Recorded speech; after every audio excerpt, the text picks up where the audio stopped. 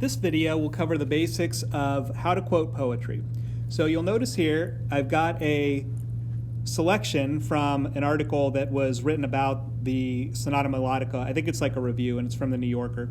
And I've got the passage that's quoted down below there, those 3 lines of poetry. And what you'll notice above is that you have to do something to indicate the line breaks with this particular poem. You'll notice that I have to put a slash where the line breaks occur. And it's also important that you put the 2 spaces on either side. You'll see 1 space in the next example that we're looking at. But that line indicates where those line breaks happen. And it's important to do that because those are intentionally put there by the author. If you look down at the end, you'll see something that says the radiant web. So that's from another part of the same poem, I think. This one does not have line breaks in it because it's from either part of one single line or it is one line itself. So there's no need to add the slash marks because it's all part of that. Now, one thing I want to point out here is that I tried to find this poem and I couldn't find it. I thought it was in the section that we read for Wednesday or Thursday, but I couldn't find it. And that's because this particular author didn't mention the poems or did not mention the page number. So this is a good example of why you need to use those kind of things so that people can find it later. Here's another example of what I'm talking about as well. So this is a longer one. I actually do know this comes from McGill's Literary Annual 2010, and you'll notice that they have used the same thing here.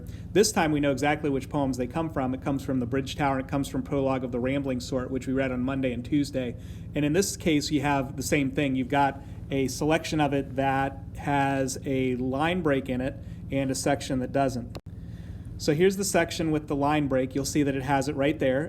This particular author did not put a space before the first word. I think that's okay. I think either one is fine. You just want to have a space somewhere so it separates those 2 words if it goes down to another line. And what I wanted to point out here with this one is here's the entire passage that deals with the part that has the line in it. And here's the other sentence, and you'll notice that it doesn't have a line in it, so it's just one particular line. If we looked at that, that would be what we would see. Okay, so a couple things I want to point out here. This is where we're headed. So you'll notice that when I read these sentences, you'll notice that it comes out as one sentence. It's not choppy. I'll just read this and give you an example so you see it. The Bridge Tower speculates on what might have happened if Bridge Tower and Beethoven had not quarreled, if their friendship had prospered and Bridge Tower had sailed his 15-minute fame straight to the record books. So if you weren't actually looking at this and reading along, you wouldn't know exactly where those quotes would be because it makes one complete sentence. Same thing with the next one. The second poem, Prologue of the Rambling Sort, introduces the other characters in the narrative and promises playfully to leave out the boring parts. Same thing. If you were just listening to it, you wouldn't know exactly where that quote starts. So what we want to do is start to integrate quotes this way.